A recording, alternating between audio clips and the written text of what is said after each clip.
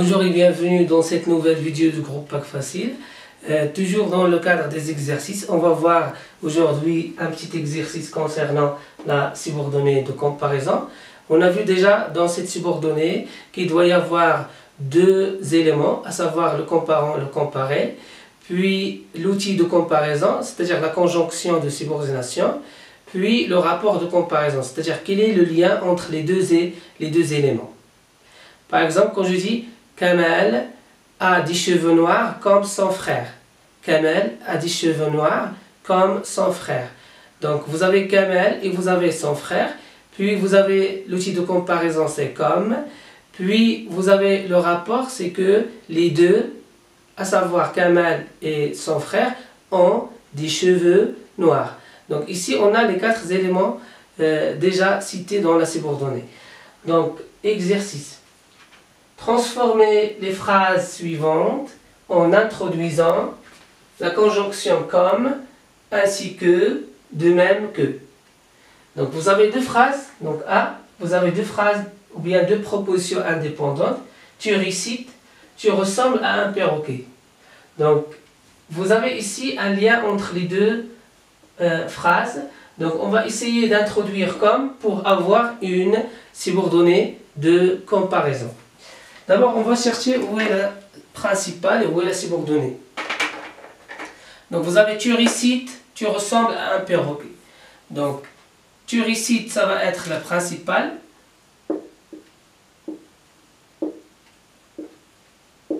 Et de côté la principale, je dis, il faut introduire la conjonction. Je vais écrire comme. Tu récites comme. Et vous avez, tu ressembles à un perroquet. Donc, je ne peux pas dire tu récites comme tu ressembles à un perroquet. Donc, ici, tu ressembles, c'est déjà la conjonction comme. Donc, quand je dis comme, c'est-à-dire tu ressembles. Donc, je vais effacer tout ça, ça va rester un perroquet. Donc, tu récites comme un perroquet. Donc, pour ce qui concerne la subordonnée de comparaison, des fois on efface des éléments de la phrase, c'est-à-dire la phrase indépendante, proposition indépendante, ou bien des fois on peut ajouter des éléments pour avoir un sens déjà correct de la proposition subordonnée de comparaison. Donc c'est la subordonnée, la seule et l'unique subordonnée dans laquelle je vais ajouter des éléments, ou bien je vais effacer des éléments de la phrase déjà qui comporte la subordonnée. Comme ici, vous avez tu ressembles à un perroquet, on a effacé tu ressembles à. Tu ressembles à, c'est-à-dire comme. Sous-accent, comme. Quand je dis comme, c'est-à-dire tu ressembles à. Donc un perroquet, donc ici comme un perroquet. Donc la même chose avec ainsi que, donc on va dire tu récites, tu récites. C'est la principale. On va introduire la conjonction. Ainsi qu'un perroquet. Donc, tu récites ainsi qu'un perroquet. Donc, la même chose, donc je vais effacer, tu ressembles à. Puis, dernièrement, on va introduire de même que. Donc, on va dire la même chose. Tu récites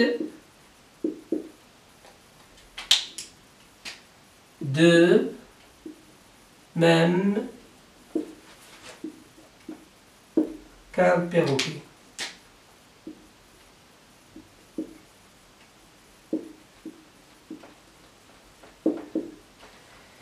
Ça y est, donc on va voir, on a vu déjà l'exemple A, on va passer maintenant à l'exemple B. Tu portes des vêtements usés, tu ressembles à une mendiante. Tu portes des vêtements usés, tu ressembles à une mendiante. Donc on va écrire, tu portes. Donc tu portes des vêtements usés.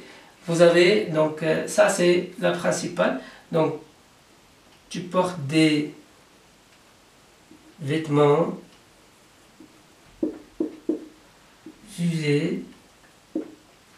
Puis je vais introduire comme. Donc la même chose, donc tu ressembles à, donc je vais l'effacer comme l'exemple A. Ça y est, tu ressembles à, donc ça va rester une mendiante. Donc comme une mendiante.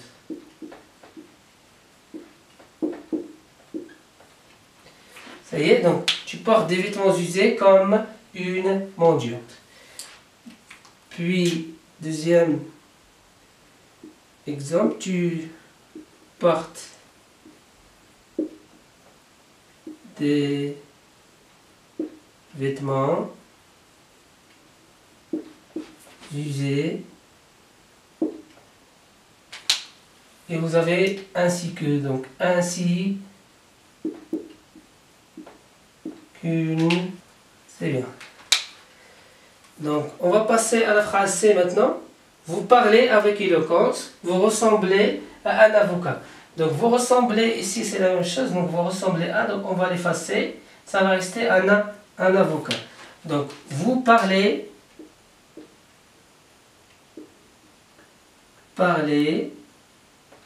avec éloquence. Quand je dis vous parlez avec éloquence, c'est-à-dire quelqu'un qui parle bien.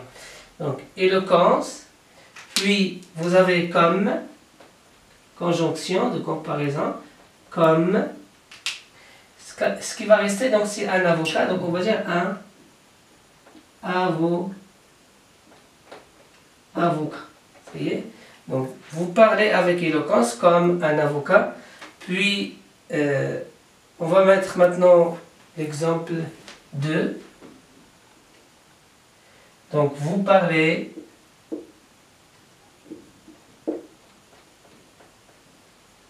avec